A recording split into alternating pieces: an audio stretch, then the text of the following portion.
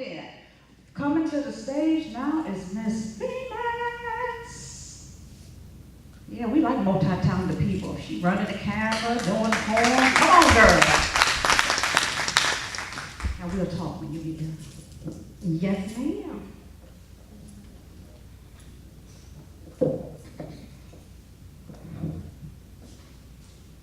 Where is my value? Where is my value? Is it over there? Or is it in him? Where is my value?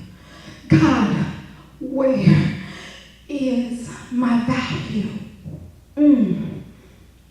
There is my value. I'm a queen, and I dare anyone to say God won't bring me my king. I will sacrifice and lost or wrong when I would toss. Wisdom costs, I dare you to buy some at the cross. See, you want to lay, but you don't want to stay and pray? Let me think about it. Thought I would embrace this ridiculous momentum of sound, but you don't know. I've been dipped in royalty, wrapped in wisdom, covered by favor, refuse to be another undivided statistic on this paper. See, my legs are sacred and I dare not open them until the minister says, you may kiss your bride. Stop being fettered by the bad boy syndrome. You want an edge cut so you can walk through the grass of deception to a house that is empty with no lights, no warmth, no soul food. Girl, buy me a river of tears. Understand it's time for you to cheer for yourself. Be a trendsetter, not a lace setter. You got more skills. Tap into this intervention called value, as Deborah Cox would sing. How did you get here? Nobody's supposed to be here. Let me remind you, yours is not on every block. God has predestined, pre-orchestrated, preordained, pre-selected 1 of the 7 billion men in this world. So when you catch up to you, you will find that men have broken women and women have broken men, but we both can win. Who failed us? Our ancestors, quote unquote. We're just a product of the seed that formed us, Adam and Eve. But when Christ came, he was nailed on a tree, that we may be free of this generational form process. But with the lack of knowledge comes no change. And you bear standing there with no change. I'm tired. Are you tired of getting yourself tickled pink elbow while the lies continue to form? Bleach yourself of the mildew and rust that has formed us. Wash yourself in the soap called I am. It's the cleanest and purest soap that you will ever touch and see. Catch this verb called love. It bears love, joy, peace, patience, goodness, gentleness, and self-control. I can't walk away, but I want to walk away. But I must stay until I understand what has been given away. See, the first thing I saw was my heart, because I let it down first, and I stumbled across the blood of the Lamb that flows through my body. I thirst for this history lesson, which is the key to resolve me. I'm tired of being used, black man. Why can't you just see me? See, you crave for the thighs and the legs and the breasts, but you forgot about the most delicate of the rest, which is the chest that beats for every moment for you. But I encourage you on today that this is the last moment you take away my Calvin experience away, because I've chosen and given Christ to me this day, because I'm a queen. And I dare anyone to say that God won't bring me my king.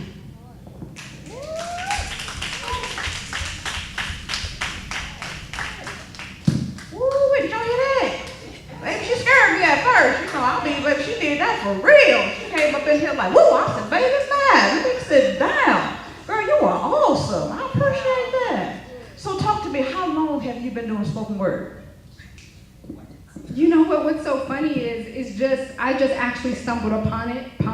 I'm actually an evangelist, so this is not my thing fully as a spoken word, but God is so good. You know, we have so many different gifts in us, and this is just one that has just developed, and he just spoke to me, he began to just speak to me, and this poem unraveled. Already, she did that. Come on, give her one more hand. Now, do you have any other poems? Was this your first time, your first poem, everything? Is your first spoken word? Yes, on this level, yes. I mean, I've done little ones, dibble and dabble, but this is the one that God is just like, yes, they need to hear, they need to understand who they are. See, a lot of times we have the word and we take the word and we deposit the word, but we don't have the meaning. So it was deposited, but there was no meaning behind it. So we're so quick to say, oh, I'm a queen. So we can go to our Twitter and our Facebook page and our Instagram and go, boop, I'm a queen. And I dare you want to say that God won't bring me my king, but you have no meaning of it. There's no understanding of it. And so, yeah, so God just wanted me to deliver that so people can really understand that there's more behind just the word queen. Awesome, I appreciate that. So do you have a following? Like, do you have anywhere that our audience can follow you? You have a page or anything like that? And give us a shout out and we're going to sign you up. Praise God. Thank you so much. Yes, my ministry page is Unscripted Ministries. It is on Facebook. If you go to Facebook, it's Miss Unscripted. Miss Unscripted on Facebook. It's Unscripted. All right, you did that. We sure appreciate you. Is there any event that you have coming up that you want us to make us aware of or anything like that? Anything you're doing here in the near future? Yes, I have a huge conference coming up. It's My Life Story. My Life Story, who are you behind the makeup? And for the men, who are you behind the armor? So that is coming up. But if you connect with me on Facebook, you will see those upcoming dates. Awesome, then. Well, put your hands together again for Miss Venus. All right, she did that. All right, are we starting our discussion now? Oh, you're going to bring up some chairs? Oh, okay. I got a stool. Is this for me? Yeah, give me a good picture up in here. You filming this? Yeah. I'm going to need you to film real good. Give me a good side now. Hold up. Hold up. Okay. There we go. So who will sit in these king chairs? Oh, the king. Yeah, he said he can handle 20 of them. I'm going to need you to explain that. Come on. Yeah. I'm going to need him to explain. He said he can handle about 20 of them. Yeah, I'm going to need to know what he's drinking. Mm-hmm. I'm going to need to get some friends of mine to get that too. Yes, sir. Now, what's your name again? Huh? Because I don't want to say it wrong. Just John. Okay, not that, John A or something. You know how we do. You know how we do with our kids. You put the accents on stuff. Stretch the name on out. Just John? That's John. Okay, I like that, John. You won't get a good job. See, when your name John, you get a good job. When your name's some other stuff, you be unemployed. Wondering why. Mm-hmm. Okay, so show who got this second chair right here. You? Oh, you just already then. Already. Well, come already. The fellas is in the house. Well, two of you is. Okay, John, you take this chair. Already. Okay. All right, we got it together now. We together now. Oh. Okay, you started off. Come on, Shelby, you start. Actually, I want Dr. LaWanda. If you don't mind. If she don't mind.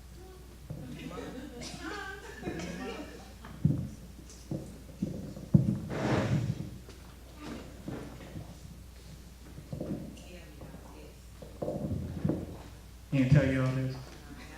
Okay. No. Yeah, that's fine. Okay, so let me give y'all a little history on this. We did Men versus Women 4, what was it, last July? Somewhere in the middle of last year. And it was about breakups. So how many in here have experienced some type of separation, breakup? Show of hands. Right? Okay. All right, been there, done that? Okay. So the topic brought up some different things about how men and women react to breakups. And like me personally, I introduced you to my wife. Is she back there? That's my wife, Carla Seaworth. Y'all say hi, Carla. She's gonna come up here and talk too. She thinks she's not, but she's gonna come up here and talk, I think. She got some stuff to say. But this is actually my second wife. I was married before in Virginia. I told some of my people back here that flew in from DC that I used to live in. So I got some East Coast people in the house. Good God. Now, before I came here to Texas, I was married before, and as a man, divorce and separation really messed with me. I grew up in the church. I knew about God, and I was kind of lived a sheltered life basically. But when my wife left me for another man, that really messed me up. that did something in my head, in my demeanor as a man, basically, and it messed with my self-confidence, it messed with who I was, and so I reacted in a way that was not common to me. I think I would call it a dog. I didn't want to be in a committed relationship anymore. I wanted to prove that I was a man from a different standpoint. So I went through a whole season of my life that was just really crazy. But that was my reaction, and I see now to a breakup, to handling something that I should have. If I would have known what I know now, I would have handled completely different, because I knew God was setting. If I would have known God was setting me for something up, like my wife, 7 years now, it's completely different. I mean, it's like night and day, the relationship that we have. And so, to me, it's very personal as a man how we deal with it, and I'm sure women deal with it differently. You know, and then what happens is, and Lasagna will tell you, and I put a snippet up on Facebook where, you know, we get together and we try to get into other relationships, and we all hurt, and we all, you know, messed up. We didn't get fixed, and we bring in baggage and stuff into our new relationships, and then we end up messing up and sabotaging, you know, something that might be really good for us. So that's what the conversation was back in July, and so it just got really, really good, y'all. Really, really good. We had some men talking, we had some women talking, and it just got deep. And so the request was made that we revisit this topic, because there was a lot left to talk about. So that's kind of where we're at now. My man John Patrick Adams, I met him online. It was like, what, 3-4 years ago? And I didn't get to meet him until like last November, like face to face, but we've been just talking back and forth.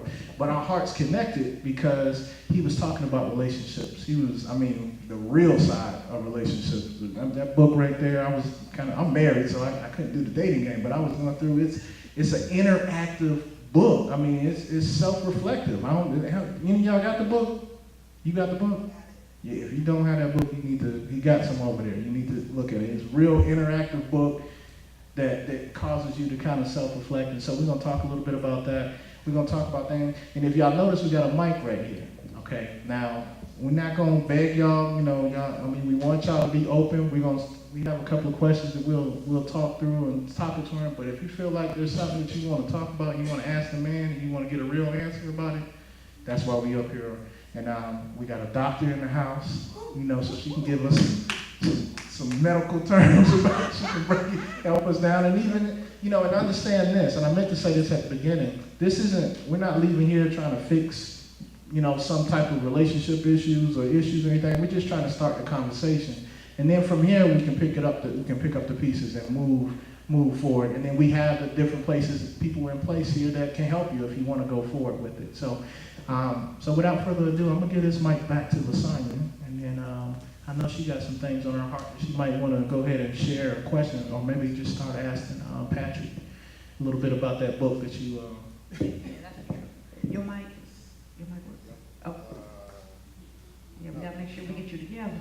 Well, we'll switch around if you know. I'll just hand you mine, because I want you to talk about, just give us a little background for you, so when they get their questions going, a little expertise on the background, who you are, what made you write the book, and from, your foundation, where you come from. Just share just a little bit about yourself. Okay, my name is John Patrick Adams, and I am an author. I blog every day.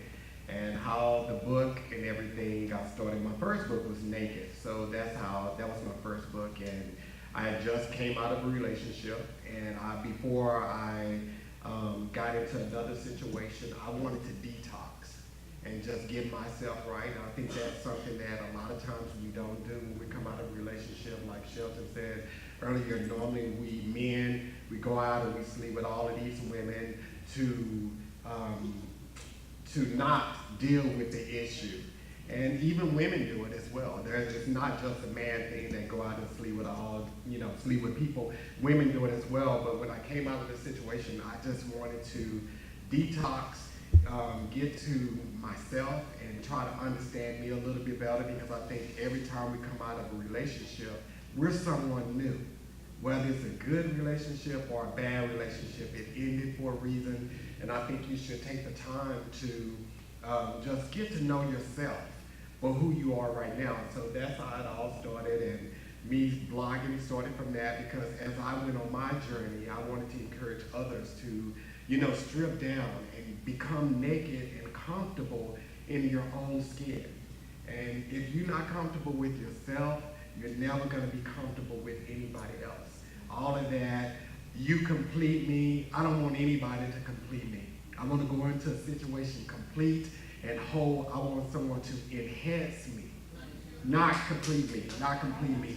And that's how it all started. Like I said, I just wanted to get to the core of who I was. And I've been single for 5 years. I date, and I think that's another thing. I haven't been in a serious relationship. I haven't done any of that kind of stuff, and it's not that I haven't come across some qualified women or great women. Right now, I just want to take my time. I just want to enjoy my life. I don't want to be restricted to a relationship, and if I can't commit to a relationship, I'm not going to hurt anyone else in the process because it's reciprocity. If I hurt you and I dog you out, it's going to come back to me. It may not come back in the same form, but it's going to come back. So because I have grown and matured as a man and know where I want to be in life, I'm not about that. So how to win the dating game came from me just blogging about dating a lot. And people was like, man, you give a lot of great, relationship advice. So I just started writing a book. It took me a year. I interviewed a lot of people. I did my research, both males and females, to try to get their perspective on dating. And the book is really not a relationship book. It's not a relationship book at all. It's about you as a dater. And I think that's where a lot of us, we start dating, and when we start dating, we get a date and dating confused. A date is just going out having fun with somebody, just getting to know you. Dating is when, and that's a different thing, dating is, hey, we go out a couple of times. Exclusively dating means I'm only dating you. But a lot of times we don't even know that. We don't even have a conversation between dating and exclusively dating, and you may think I'm serious with you, but I'm not serious with you, and you think we're exclusively dating, and we're not. So you have to have a conversation. So the whole book is just to equip daters with the tools to be an effective dater. How do you win the dating game? You don't play it. That's how you win it. You don't play it, and most times we play it, especially women, because they want to impress. They want to impress the dude. They want to win the dude over. Women, you don't have to impress anybody. You're not a car, so don't sell yourself like a car. If a brother can't accept you for who you are and what you bring to the table, I don't care how much you like him. He's not the dude for you. But women, we don't do that, so that's what the book is about. All right. Before I ask a question, somebody else need to ask a question because he put a lot on our minds. Don't play the dating game if you want to win. I heard that loud and clear up in here. I'm just saying, anybody got any questions that they want to ask? We don't. It's just informal. It's not nothing to put you on the spot. Just informal, just talking. Anybody got anything they want to say? Because what I'm hearing, the theme is conversations. People don't talk enough. Yeah. Seems like I got an understanding, you got an understanding. We never talked about each other's understanding, and then nobody's on the same page. You just made up some stuff. Yeah. I figured we dated. You said we ain't dating. I said, well, we went out. What's wrong with you? And then I see you with Susan, and I'm mad. Well, and then I'm trying to cut your ties and stuff, because you with Susan was with me yesterday, then we got a misunderstanding, then we got some, record going and stuff, I'm making light of it, but you know how we do. Like, I know he did, and, popping that neck and stuff.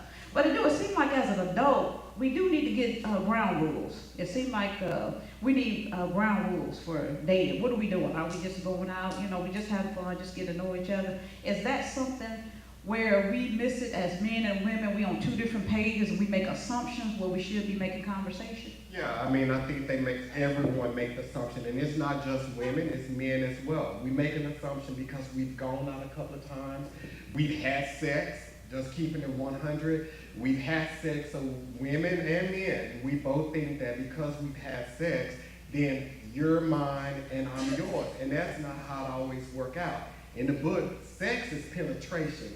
It is not a promise. And because you give it up to a dude, do not think that he is automatically yours. And that's why you have to have the conversation. And no one wants to have the conversation because one or two things can happen. You have the conversation, and once you have the conversation, it causes the guy to run from you because he's not ready for that, or the woman is not ready for it. So no one wants to be the one that get walked away from. And then also we fail to have the conversation because a lot of times we feel it places us in a place of vulnerability. And no one wants to be vulnerable because it's perceived as weakness. Vulnerability, when it comes to having a clear understanding, it is being a grown up. It's being a mature adult. And if you want to take it to the next level with someone, and I'm talking to the ladies because there's no guys out there, but if you want to have, move to the next level with the dude, you better have that conversation with him and tell him where you are. And if that brother is at that point drawn away because he believes that you thirsty or you moving too fast, that may not be the brother for you. So I had. Come on now. I said we informed. I saw the young lady just came in here. Hey. And if you have any questions, just insight, like I said, it's very informal. We just sharing and talking. Nobody trying to, get all your problems healed tonight. That's not going to happen. But we just want to open it up. Just dialogue between men and women. We got two men here that's being honest with us and want to know what's on their mind. Oh, come on to the mic. I like that hand. Oh, no, I'm fine here. Oh, that's fine. So you were talking about exclusivity and would have had a conversation. Do you have like a designated timeline that you would suggest other than when it feels right? Because it sounds like I don't think it's a timeline for it because every situation is completely different. You just have to feel it. And I think when you believe that you are getting serious and you want more, you need to have that conversation just to make sure he's on the same page with you. Now, I wouldn't say talk to this brother 3 weeks after y'all been together talking about, hey, I'm trying to get serious with you. Hey, I think that may be a little bit too soon for him, and that may make him feel a little bit uncomfortable because nowadays, when I was younger, it seemed like it took 2 weeks to get to know somebody. Now it takes forever to get to know people. So some people want to just take it slow. Some people want to take it slow, but I do believe if you are at that point that you are ready to take it to the next level and you want to put it out there, and when you put it out there, don't look at it as rejection if he's not ready for that. And I think that's another thing. We fear rejection. We fear that if we put it out there and they're not ready for it, they've rejected us. No, they're not. They haven't rejected you. They just not ready to take it to the next level. So. Excuse me. I do have a question. Is there anything wrong with asking a person, what are your intentions up front? That way I know if I want to invest my time in him. Because I know that's how I was raised, is to find out what are your intentions. Well, that's the communication that I think is missing today, and that goes back to the assumptions. Yes, I think that is definitely what we should have. Is what are your intentions? Lasagna said something the last meeting that we had. It was just about that. Like what she asked about. She said when you're dating somebody that you asked about what their purpose is. What do they want to do in life? You want to remind them of what you said about that? Bringing up the past. I don't live in the past. No, I'm just kidding. But I did whenever, like if I, somebody, they inquire about you and they keep asking you out, you keep rejecting them. But anyway, I got to the point and I wanted to tell them. I said, okay, what you made to do? And it's like, I don't know. I said, well, if you don't know what you made to do, there's no way you're going to help me do what I'm made to do. And any woman can get you nowhere. It's just not going to be me. So I think it's a thing where you have to know. And I'm not in my 20s, where I've got this much time to waste. So as an adult, as you mature, you need to know where you're going in life, what you made for, so you can have somebody that meet with you. Because a bartender and a pastor probably ain't going to make a good couple. I'm just saying, they got to have something in common. So you need to know what you made for. And then if I know what I'm made for, maybe we can work together to build something together. But if your purpose don't have one thing to do with what I'm trying to do, we're going to be wasting time.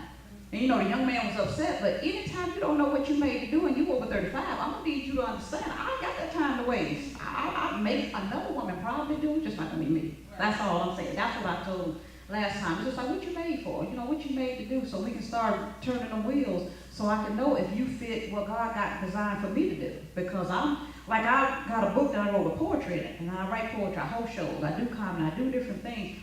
I feel like what I'm made to do is bring joy to people's lives. God put something in me to make people laugh, to make people come alive. You know, I can get the meanest person in the world to smile, and I'm made for a certain thing. And what you made for? Me and Scrooge probably not gonna get along. You know, we probably not gonna do good together in a relationship. But you need to know where you're going, what I'm made for, and what you made for. Maybe we can help each other, and if not, what we doing? I don't have that much time to waste. You know, maybe in teens and 20s you probably did, but after that, you know, life's short. So you got to make a conscious decision and do work and be mindful of what you're doing. Are you wasting time because he's cute? Baby, get a picture and put on the wall. You know, you can't just be doing cute. You be like, he cute on the, what he doing? What, he cute? What? Do cute pay bills? Because, you know, I'm just saying, no, I'm just making a point. So, yeah, that's what I said last time. At least know where you're going, what you made for. I know what I'm made for. Let's see if we can work together. If you don't have no clue, we're not talking. That's just not going to be that. I don't know. It's not a good answer. That's not a good answer. I think I can project. Yes, I want to answer both questions, but in reference to if whether or not there's a timeline, in reference to asking different questions, trying to find out what your intentions are. One of the things that I tell women, you need to know what your intentions are. Because you can ask him what his intentions are, and most of the time he's going to tell you whatever you want to hear. But my question to you would be, how long have you known him? Do you know him well enough to say, this is somebody I would want in my life? And to piggyback on what the science said, one of the things that's very important is to identify what his vision is. What is not his vision for the relationship, but what is his vision for himself? Because if he cannot identify what his vision is, if he don't have a plan to get there, there's no way that he can lead you. So it's very important to know what your intentions are, to know where you're going, to know what you want to do before you even engage in a conversation with him. Because you may find 6 months down the road or 3 months down the road that you don't even like him. And then you have basically set up an environment where now you're in a relationship with someone that you now want to walk away from. So that answers both questions. That's good. That's good. And as a man, if I can be transparent, in that phase that I told you after my divorce, you know, it wasn't until God kind of got my attention and I started having to focus in on who I was supposed to be made, you know, what I was made to do as a man. So this is when JAGAPE was kind of birthed in my spirit to do these type of events and to do these type of things. And so at that time, I had kind of calmed down. I was seeing a couple of people and things like that, and had some people in mind, but nothing serious. It was just dates or whatever. But then it became very clear to me that as I got closer to know what my purpose was, it kind of made it real obvious the woman that I needed to have in my life, and that's that woman back there. And so that's our purpose. The whole reason that we're talking about relationships is, I believe that relationships are tied to your purpose. I think a lot of people, they get caught in relationships with people who maybe are holding you back from being where you're supposed to really be. You had a question or comment? No, I don't want to stop the point. No, that's it basically. Okay. But just from a man point of view, that's why it's important to know his intention and know your own intentions. But it's important to get with the man who has a vision, who has a direction that they're going in. Otherwise, y'all just want to be lost in the wilderness together. Looking good, maybe. Well, no, my question's actually for you. Okay. So when you met this young lady, like you beautiful young lady, how did you know she was it? Because I get I have a brother-in-law who always tells me, you know what, I knew my sister was for him or whatever he said. I picked, my sister because I just knew she was it. Mhm. And I don't, I always wonder how guys think. What is it when they say, oh, that's it? I have a boss of mine, her husband, same thing. He just saw her in me. Mhm. So explain that to me. Is that something that happened between you and your wife, or? Well, I knew her for 5 years before we went on our first date. Oh, wow. We worked together. We were around each other all the time. So she saw me when I was in my mad state, and we could have conversation. And it's so funny because God kind of protected her from that, because we were so good friends. I just didn't, I didn't even look at her in a dating type way. It was just, we were cool. And so God kind of got me in a position where I was by myself and I had to do a lot of self-reflection, which is what I like about your book. I see that you have questions in there where it forces you to kind of look at yourself. What are you doing? What are you meant to do? And what do you want to do in your life? And these are all vision questions. These are all purpose questions. So when I got to that point where I started knowing where I needed to be, and I started having a taste. The other thing is I didn't even have the want to be in another serious relation or a marriage. I was really hurt. I was still feeling like I was healing from that. And so when I got to the point where I felt like I could handle another relationship, I asked God. So that was me. And so that's my direction. I talk to God a lot. And during this time and him allowing me to go through that season of my life and that valley of my life, he showed me a lot of things about myself, what I'm capable of doing, and it was eye-opening. So to answer your question, I asked God about it, and he showed. And when he showed me, it was like, wow, like, Carla, really? Like, yeah. But it was like blinders just popped off my eyes, and I could see that she was the person for me. And then we were best of friends. So it made it so much easier. Again, I didn't have to put on a face with her. She already knew all my dirty. She already knew how low I could go. She already knew what it looked like. And then she knew how high it could be because of where God was kind of taking me. So I didn't have to, I felt comfortable. It felt comfortable. It felt right. For me, that was it. I don't know if it's that way for all men, but that's how I knew. I had to know my purpose first, and then he made it real clear to me who I needed to be with in my life. And does that help? Does that help your brother-in-law? 10 years in now. 10 years in. To her, he said, look, no game. And that was the first thing he said. I like you, you like me, let's do this. Let's do this. And they've been together ever since. Wow. We need that anointing on us. Come on up here, we're gonna pray. We need Well, that. I'm That's trying all to the touch single it. women up in here. Yeah, no game. That's right. Get over here, girl. Come on. I'm ready. So I want to say something on what Dr. LaWanda said too, because I think she brought out a great point about knowing yourself, knowing your own purpose. And I think that you should ask the questions. And I think a lot of times where we go wrong when we're dating is we interrogate the person that we're dating. There's a difference in interrogating and I'm going to say interviewing for lack of words or getting to know a person. Most times when we go on a date, that first date, we already know if this person is probably somebody we need to go on the second date with. We know that. But because physically they are what we want, we overlook our emotional and spiritual connection that we would need to have with someone. So we go out with them again, and when we go out with them again, like I said, you know if somebody is the person that you're supposed to even be friends with and connect with, but and the people that we really do like, we interrogate them to the point that they feel uncomfortable around us. And ladies, I know, especially, I just got to talk to y'all women because that's all we have out here. We got one man back there. There's a man walked in here. Already. So when women get around that 30 mark, and they start looking at, I'm not married, I want to have kids, they be on brothers like crazy. And I mean, women, just calm down,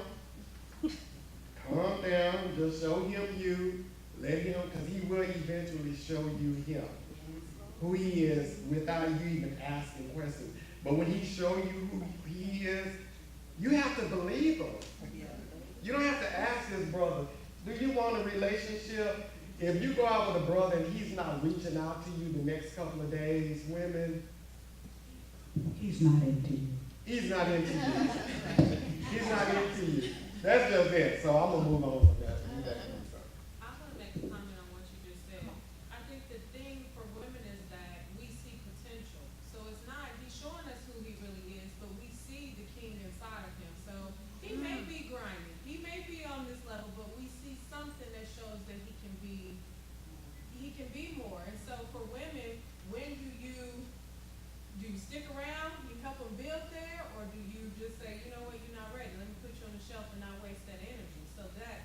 me before long, like a lot of years. I don't even remember when I used to date, but that was the thing that, and some of my single friends now, that's the thing where they'll say, you know, we went out to dinner, you know, we had a good time, and then next day he do something stupid, you know what I mean? But he shows he can be that.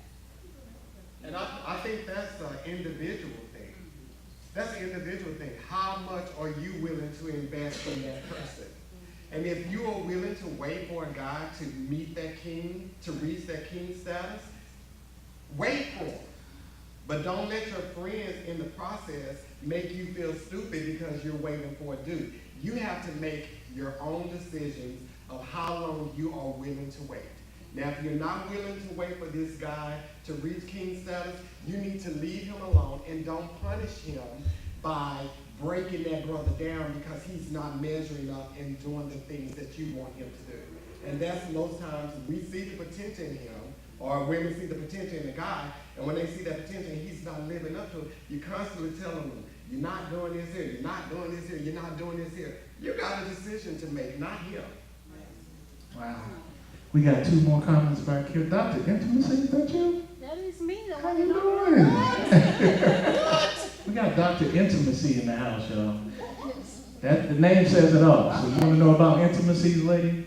That's the lady right there, Dr. Intimacy. She got a radio show and everything now. Go ahead. Yeah, I wanted, that was so powerful what you were saying about potential, because as women, we're nurturers. We can see the baby in our womb when it's still just a seed. But, you know, men are not babies. They're not seeds in our wombs. And a person is going to behave according to their own self-perception. So it doesn't matter what you see in him. It matters what he sees in himself. Because if he doesn't see himself as a king, even though you may see the king in him and speak to the king in him, he will continue to behave like a fool. So it's not about potential. It's about process to progress. Does he have a process to progress to that king that you see? Because if not, you know, it's like it's like a blighted ovum. I don't know if you know what that is, but it's a pregnancy where your body has all of the symptoms of pregnancy. You have all the hormones, the weight gain, but there is nothing in the womb, and you're never going to give birth to that. And so I think sometimes out of desperation, sometimes out of soul ties, sometimes because we get into sexual relationships before we should and we don't know how to let go, we are holding on to a potential that a man can't even see in himself. That's good. Back to the one. I forgot something.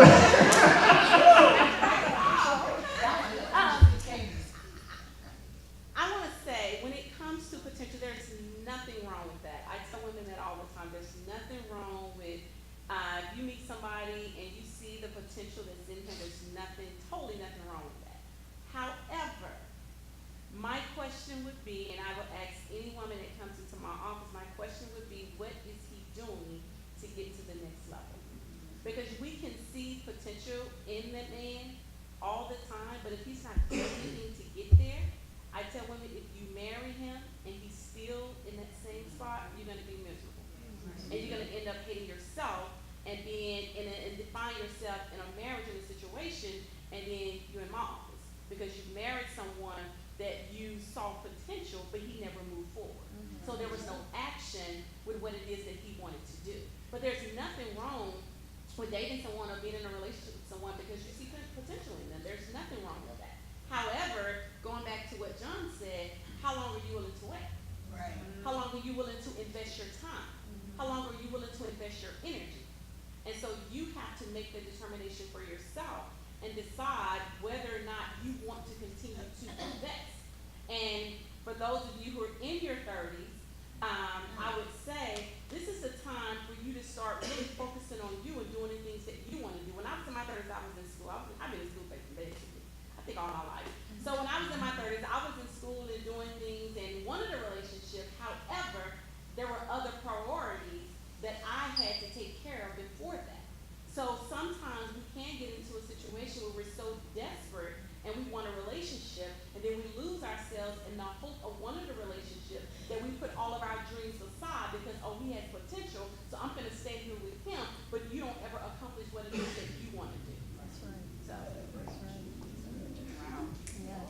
Good. Oh, we got some questions back here? Some hands back here? Okay. You know, since I've already asked my question, I'll let her go on, and I'll go after her question. Okay. What about for relationships as dating as teenagers, got married in their 20s, 30s, 40s, and the woman is evolving and doing better and have a vision, and the husband is just there, breathing. That happens a lot. And one of the things that I tell women is it's very important to have a conversation. Communication is very important. And one of the questions that you always want to ask is, if you're in a situation like that, you want to ask your husband or the person that you're dating, where are you today? Who are you today? I know you're not the person that I married. I know you're not the person that I met 10 years ago, but who are you today? Let's talk about that. Let's come to the table. Let's have a conversation. Let's talk about what your dreams are. It's important to understand and to know what his dreams are, just as well as important for him to know what your dreams are as well. And then talk about a plan of action. Okay, what are you going to do together in order to get there? And then if he just feels like he's just where he wants to be, he's complacent, he doesn't want to move, it's very important that when you marry somebody, I tell this to every woman, if he never changes and he stays the same, can you still love him and be with him until death do us part? Because marriage is a covenant. And so if you marry him at this stage and he never grows, he never moves, you're evolving, you're the top of your game, can you still love him? Can you still care for him? Can you still nurture him? Can you still be there for him? Can you still stand by his side even if he does not? Because he may not have the same drive that you have, and that's okay. But you married him, you're dating in high school, you married him, and now you're in your 40s. But can you still love him? And that's the beauty about marriage, because many times people get married at a certain stage, and then one person becomes big, and then they decide, oh, we need to get a divorce. What is it, irreconcilable differences, whatever that means. They want to do that. But the reality of it is, you have now gotten to a place where you feel as if this person is pulling me down, but this is the person that supported you the whole time. He may not have been doing what you're doing, but he supported you. He held down the house.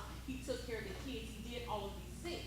So you have to ask yourself, am I willing to sacrifice and stay in this relationship even though he never changes? And that's a question you need to ask yourself even before you get to the altar.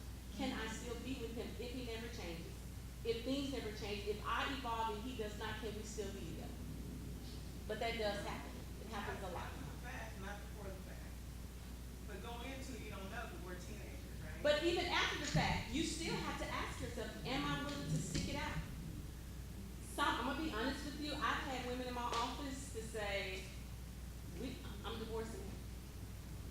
And I'm like, okay. And we go through a whole process. We talk about that because she feels as if he's not where I need him to be. But it's not about him being where you need him to be. It's about what he wants. And you as a woman have to be honest with yourself. You married him. You took a marriage vow. Marriage is a covenant. If it's a contract, then yeah, go ahead and divorce it because that was your mentality when you went in. But if you go in from God's perspective of marriage being a covenant, if he's just sitting complacent, you understand you have a covenant. Your covenant first is with God, and then your covenant next is with your husband. So you have to decide as an individual whether or not you want to continue to be in that relationship. Nobody can make the decision. He may not want to. Then there may be some things going on with him. Men secretly suffer with depression. And many times as women, we don't know that. We don't know the signs. I had someone whose husband committed suicide. There were many signs because I saw the signs because of what I do, but she didn't see the signs. And there were things that were going on. So there may be some other things that are going on as well. And there's nothing wrong with going to couples counseling and marriage counseling as well. Because if you see yourself evolving, you're now at the top of your game. And he's just sitting around. He may be intimidated. He may feel as if, okay, now she's going to walk away from me. He may feel as if, oh, I don't have a clue as to what I want to do, and now my wife is doing all of these things. That's why it's important to have a conversation. That's why it's important to communicate, to know where he is, what he's thinking, what's going on. You want to include him, and you want to make sure that you're always talking. I think many times in relationships and marriages, we stop talking. You have to have someone that you can communicate with. And just know that there may be some other things going on with him. It's the reason why he hasn't progressed. Does that answer your question? Oh. No, that was good.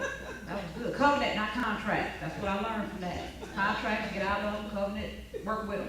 There it is. Bye. Next question. Move. Back in the back. Yeah, because as she was commenting, it's like, okay, that's why, that's the point, that's why. But anyway, my thing is just asking, what are your goals? Do your goals align with my goals? Because if they don't, to me, it's just not gonna be good. And normally, my first question is always, what are your spiritual goals? Are we on the same plane spiritually?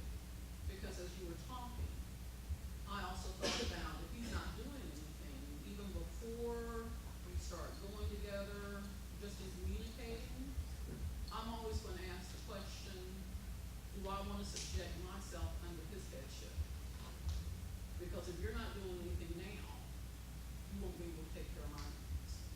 Spiritually, physically, emotionally, maybe even sexually. So to me, I'm always gonna ask the questions, what are your goals? That's good. I think, oh, I'm sorry. Husky been raising his hand back there. Husky, you got some? Yeah. Talk to us. I was thinking about when they were talking about potential, but when you get to like 30 and 40, potential pretty much it go out the window. I'm just being honest. I'm a man, so after a while, you in my 20s, yeah, you can love me for my potential. Doggone it, when I get 30 and 40, I should know by now what I want. I should know where I want to be. May not be there, but I should know where I want to be. I should know what I want to do. After a while, you just get to asking the question, how can we get past potential? See my reality. Can you handle my reality? Don't handle my potential because you you can't deal with my potential. You have to handle my reality. And the reality is, we come into these relationships, especially for guys. I'm just talking about guys because I'm a guy, so for us, a lot of times we feel like we in the firing squad. Sit down with a woman, you feel like she got a gun, and you just got, like, you doing this. Like, man, I deflected that question. I'm going to answer this one. It's like a firing squad. So a lot of times when you get into relationships with ladies, we're so busy worried about being under the gun, we can care less about our potential at that 5 minutes.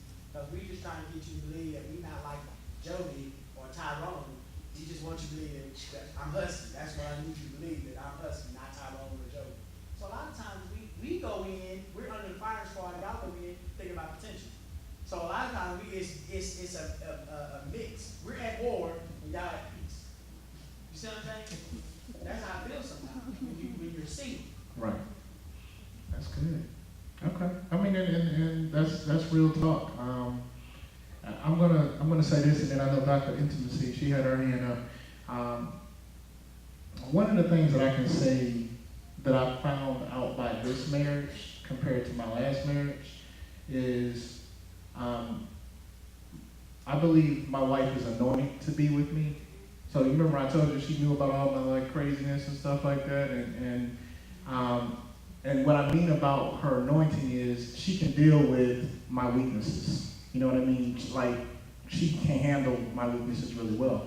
And likewise, I found that I can handle her weaknesses very well. So that's what kind of keeps us growing, basically, or pulling each other. And then the fact that we do have differences, it challenges me as a man. I mean, there's a lot of things that, I see God, He uses in my marriage to teach me lessons about myself. And it all goes back to self-reflection for me, because, nowadays it's when you're in a relationship, the first thing you want to do is blame that person. Like, well, because she didn't do this, or because he's not doing this is why I'm doing this. Well, if you just put yourself, switch the question around, like, well, why am I doing this? Why is she reacting in this way?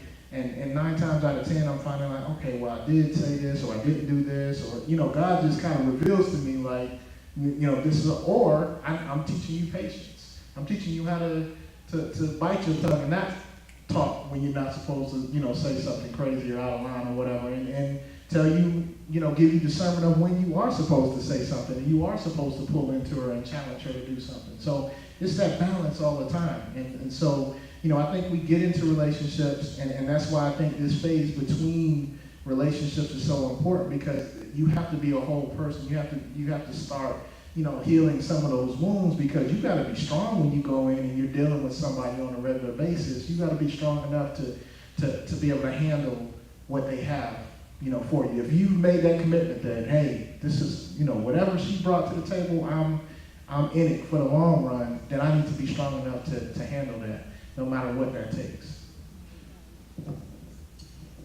Yeah, I just wanted to say something about the statement about, well, what if you got married young and, you're older now and he is settled? Not only about asking him about his goals and dreams, but he may have achieved his dream. His dream may have been to have a successful marriage and a home, and, men settle down a little differently than women. And, as women, when we have children, when we're done having children and our children get older, we get very hyper as we get older, and we want to start to do things. And men, on the other hand, they've been working hard their whole lives and trying to pay for the house and pay for the mortgage and get everybody through college, and they're just ready to rest now. And, so he may have achieved his dream. It's not complacency or something wrong with him. He's just really happy being married and settled. And, I think, that's not a bad thing. It's not a bad thing that he doesn't have this great big dream to be a speaker or a millionaire or to travel the world. He might really be happy the way he is. And sometimes when we're high achievers, it's really good to be married to somebody that is stable and calm, because they can be that safe, stable place for you to always return to rest with, to keep you relaxed, especially if you're really high strung. It's good if you have somebody that's really even keel and very calm, because it's a nice balance. But if you have dreams and goals that you want to achieve, and your mate doesn't really have anything else that he wants to do, pull him into what you're doing. Give him a little role in it, a little part, so that you guys can continue to work on that together and grow together. Bounce ideas off of him. Let him come with you and hold your back. Sometimes men are just happy to hold your stuff for you and open the door. They don't want to do anything else. They're tired. You know what I mean? And then also, on the side, getting his testosterone levels checked too, because that could really affect a man's energy and his ambition. But we have to, marriage is not like this goal that we grow out of. Like, I don't want to do this anymore. I've kind of outgrown that. You don't outgrow your spouse. Maybe, this is the person that you marry, and you have to grow into them. I mean, what if the shoe was reversed and the wife became disabled or something? And he's like, man, but I wanted to be a mountain climber when I got older, and I can't deal with this because I'm really physically active. So he just walks away. You have to find a way to grow together and keep that marriage passionate and happy, and accept that person the way that they are, instead of placing on them some expectation to live up to what you thought they ought to have become at that stage of their life. That's really not fair. And also, I think she brought out some wonderful points, and I definitely wanted to go back to what Dr. LaWanda said about the conversation, because I think grind should respect grind. And everybody, you may be passionate and driven corporate-wise and evolving in corporate, and you're excelling, but maybe he's a passion-driven guy. And if he's passion-driven, he may be evolving and excelling, but because he's not excelling as you are and bringing in the dough as you are, you don't think that he's excelling and that he's evolving. I think that you have to have the conversation and find out what makes him tick or what makes her tick. And once you find that out, and then, like I said, they may be evolving and may be growing. You just don't see it because they are not growing in the same arena as you are. I think we all evolve differently. I think we all evolve, and we just have to respect each other's grind, and in order to respect it, you got to know what it is.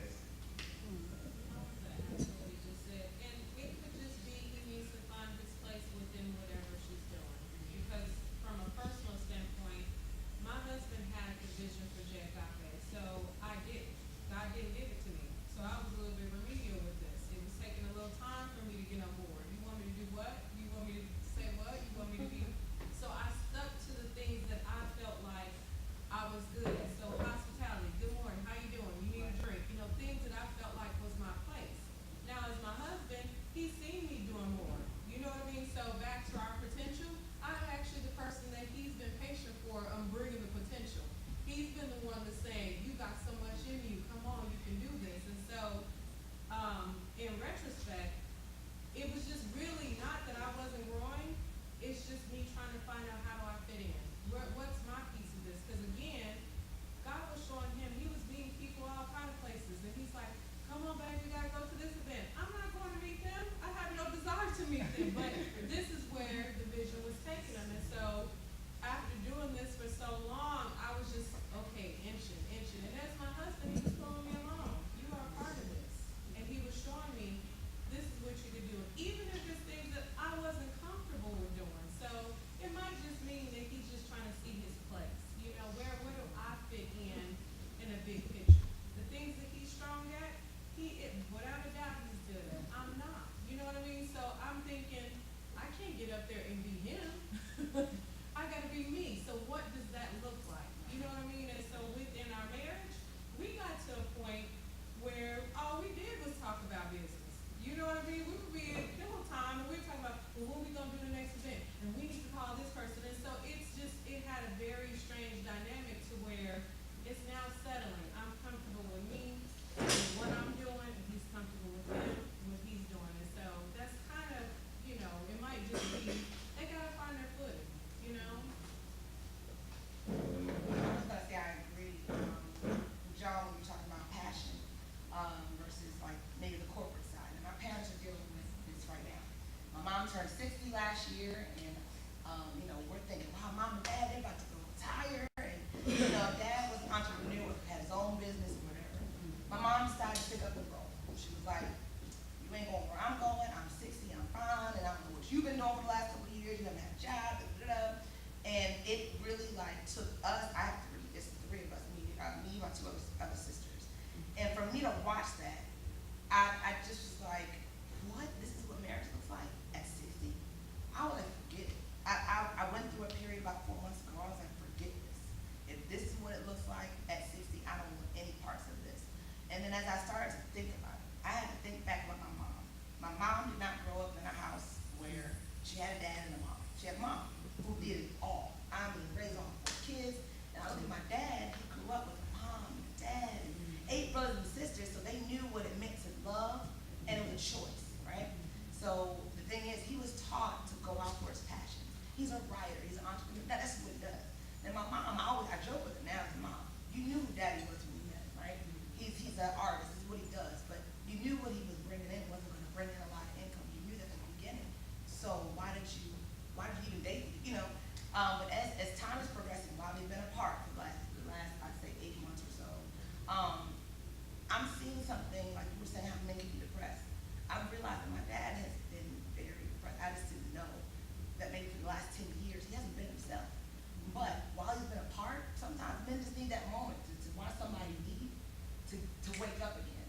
And for the first time in my life, I've seen my dad really love my mom in ways that she doesn't even know who he is. I don't know why he sent me this coffee. I'm like, Mama, because he loves you, you know. And here they are at 60. I'm like, Mom, really at this point, ain't nobody else out there. I don't know what she's doing. I know you're cute, you know, she lost weight, she looks great, but it's like, this dude is, when I say agape love, he has been there with her when they didn't have the money, when they had kids, which was us. They poured everything into us, and here they are, empty nesters, and they look at each other, and she don't know who he is no more. You know, you used to be this, you used to be, like you were saying, you used to be that, all this stuff. So all of this, I've taken note, and I'm like, now here I am, 30, I'm right behind her, and I remember wanting to be just like my mom. I want to be career-driven, I want to have this, this, and this. I'm like, you know what? Let me slow down also. Let me find my passion like my dad did. Let me pull in a little bit of both of what they have, and someone will recognize and that's, I've read both of John's books, and I have had to completely, again, like this book is called Naked. It's naked for a reason. I literally had to strip my mind of what my parents have gone through. I had to let go of all the things that I've been going through in my life just to get to this point here. Here I am, 31, and now I'm like, all right, I found my passion. I'm about to dive into it, and when he comes, he's gonna come. And it's gonna be in a moment where he knows he's been anointed with my presence. And those are the things, it's taking me a while to get there. And again, he jokes with me all the time, like, Crystal, just get out there, have fun, stop thinking so much. And he's right, I overthink everything, but it's because I've been watching my parents so much. I'm like, but if I do this, I'll end up like them. And I'm like, I have to get out of that. And so I guess anyone in here, I just want to encourage our single folk that, this single life isn't meant to be a life sentence. It's not a prison, moment. We're not locked up for a reason. It's just right now, everyone's being molded for whoever. If you're called to be in that relationship with that someone, it takes time. And really, like you guys have been saying all along tonight, I'm so glad I'm finding out who I am. That way, I don't come as a half person. I want to be whole. I want to be 100%. So, but that's just, I just want to share that.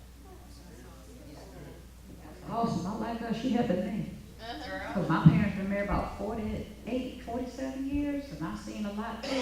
I'm the second oldest, and you be watching some stuff, and you be like, Lord, help me, because I'm like my mom. I don't be in denial. That's the first thing I pay attention to. Denial's not good. I was like, I'm not like that woman, so you better pay attention. And my dad, he's calm, like the lady said, very even-keeled. She over the top personality. If you seen me, you done seen my mom. I'm gonna tell you right now. Crazy, funny. My dad totally opposite. Very calm, very level, low-key, and sometimes, over the years, you don't care about nothing. You just don't care about me. You just sit here, everything can just go on. You just go, but really, he was her anchor.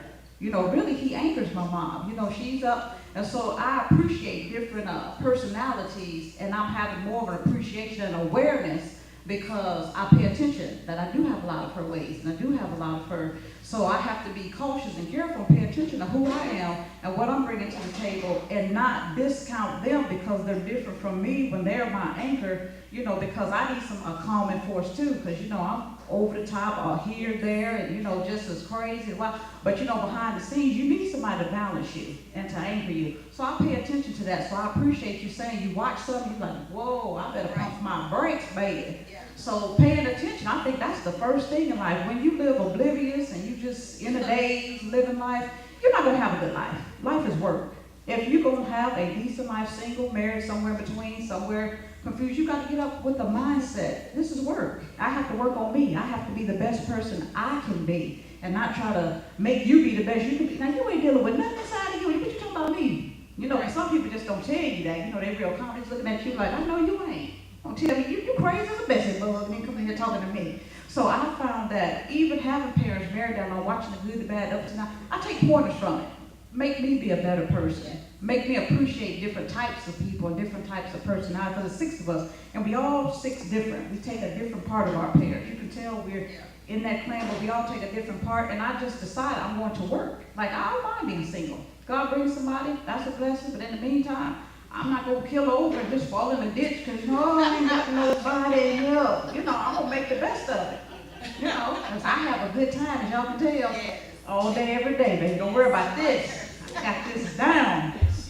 Who else? Somebody had their hand up. Big Husky in the middle. Talk to us. I think for me, I took the restraints off of women. I put on them when I need them. I stopped trying to figure them out. I stopped saying, well, she talks too much. I don't want that. I just stopped putting restraints on women.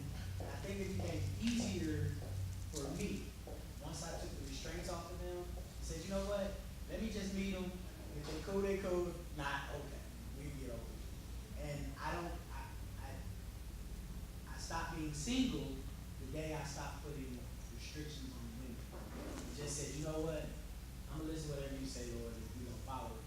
And so then I met her, and things go well, but it was once I took the restrictions off of them,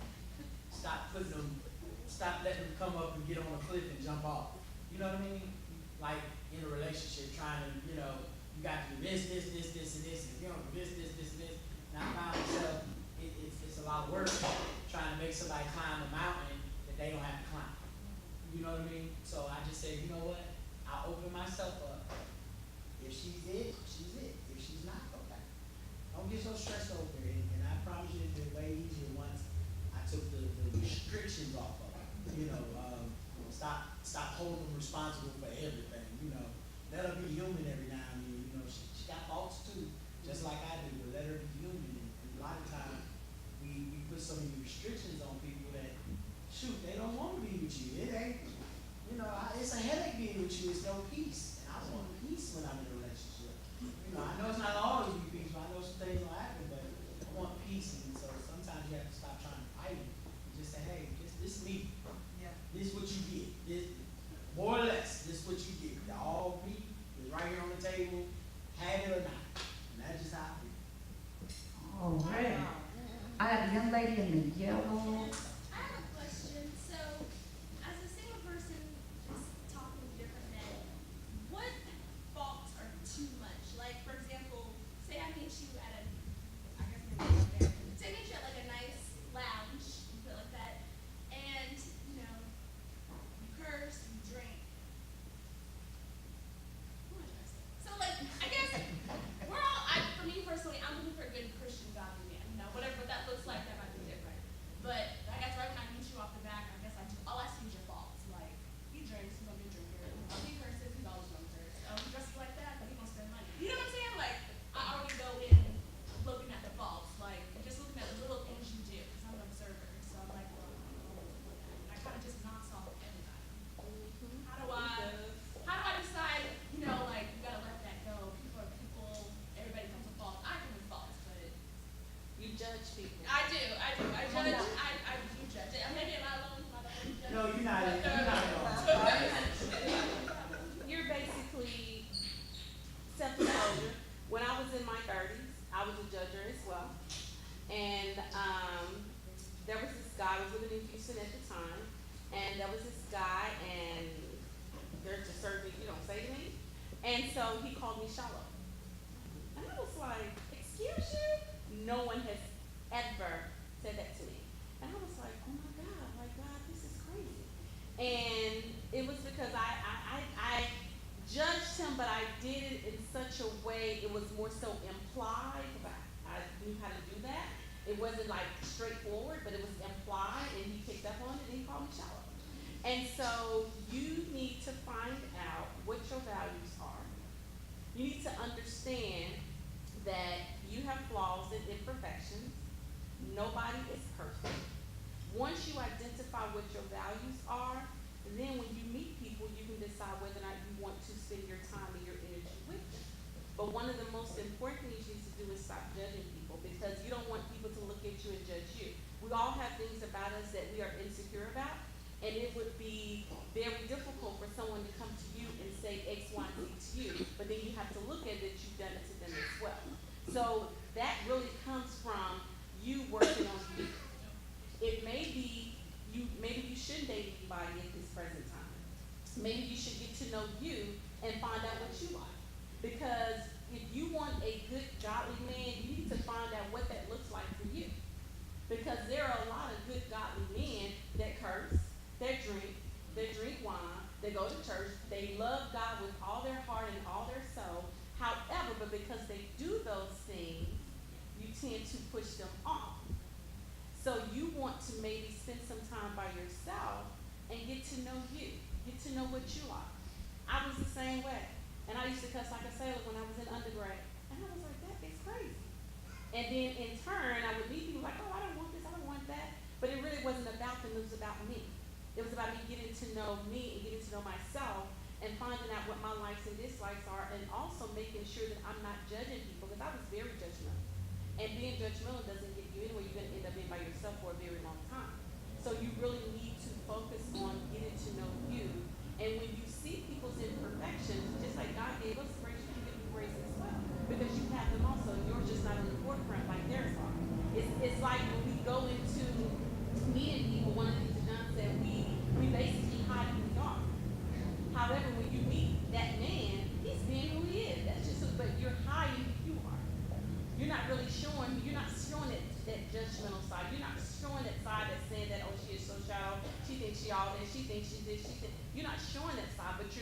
back in the cut watching him, and you've already made a decision based on his behavior that, oh, I'm not going to deal with him. Now, there's nothing wrong with it to an extent, but when you find yourself constantly judging people, it's really not about that, it's about you. What are the insecurities and imperfections in yourself that you have not dealt with that's causing you to judge other people? I just posted something, whenever we don't love ourselves, we tend to hurt other people and treat other people indifferent as well. So a lot of that has a lot to do with deep-rooted self-esteem issues as well that we don't really know anything about until it actually comes to the forefront. So I would say take some time to get to know you before you try to judge and put everybody else in a box, because nobody is perfect. Your husband won't even be perfect. He's going to have some imperfections, but you have to love him through those imperfections. Already then. Come on, Dr. Intimacy. Yes, I want to address that as well, because I definitely agree with what Dr. What's her name? Lawanda, okay. Yeah, what Dr. Lawanda said, but also I don't think that's always judgment. I think if you're at a point in your life where you are ready to get married and you know what you want and what you don't want, those are standards that we have, and they're just certain things that we know we can't tolerate. So, if I'm interested in somebody that has, dating potential, I know right off the bat, I can't stand smoking.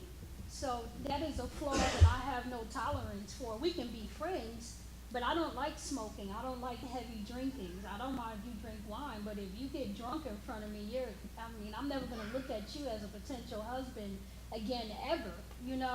I don't like body odor. If you don't smell right when I meet you, that first impression is, you run. And so I don't think that is just being judgmental. We have to know the difference. I think it's really important, though, to know the difference between standards and preferences. What are your core values, your core standards? They cannot be violated, because you will never be happy in a relationship if you lower your standards just to accept somebody because you don't want to be alone. You have to keep your standard at a level that you're always going to be comfortable with, because that is coming from the core essence of who you are, and that's not going to change 5 years down the line, 10 years down the line, 15 years down the line. You're going to be miserable. So you have to know what those standards are, but we can loosen up on our preferences. If the guy is not dressed the way we like, that's not a big deal. We can work on that. If we like hair and he's bald-headed, that's not a big deal. If his car is shiny bald head, but there's a difference between standards and preferences, and it's really, really important that we differentiate between the two, so we don't just shut everybody out based on preferences and standards. But when it comes to standards, there's no wiggle room. Standards don't wiggle. A ruler is always 12 inches. It never changes. A ruler is always 12 inches. And your standards have to be that set. And if you don't know what your standards are, then you're really not ready to date. If you don't know what your standards are, you're not ready for that. Just be friends. Why do we have to be so quick to call it dating? Why do we have to? That's not even an organic situation. They said earlier, ask a guy what his intentions are. On a date, really? That's not an organic situation. You're not going to get a genuine, authentic answer. He's going to say whatever he needs to say to impress you. That's the nature of the male ego. But if you guys are just friends, if you're hanging out as friends and you're saying, listen, I don't really want to get into dating right now, but I really want to meet some great people that have possible potential. Let's just be friends. Now you have a really organic relationship where you can get to know that real person, and that person can really get to know you. Like Shelton was saying about him and his wife. They were friends for 5 years. She already knew his ugliness, his weaknesses, his greatnesses. So she was already ready to embrace the totality of who he was. Dating situations are not organic. And I think that, society has us calling it dating for what? So we can move into sex? What is that? Why can't we just be friends? because saying dating means, well, you know, this is going to move into romance. And if you're not ready for marriage, why are you trying to move into romance? You're just setting yourself up for fornication. So, you know, I just think, you know, if we're going to be dating from a Christian perspective, we really have to reevaluate how we take on the whole process. Let's value somebody as a person before we try to evaluate them as a mate. And I definitely want to piggyback off of both of the ladies here, because I think dating is so different now. And I think both men and women profile the opposite sex. And some men think it's okay to curse on the first date. Don't mean that necessarily they are a habitual cursor. They just think that that's the way you handle dates.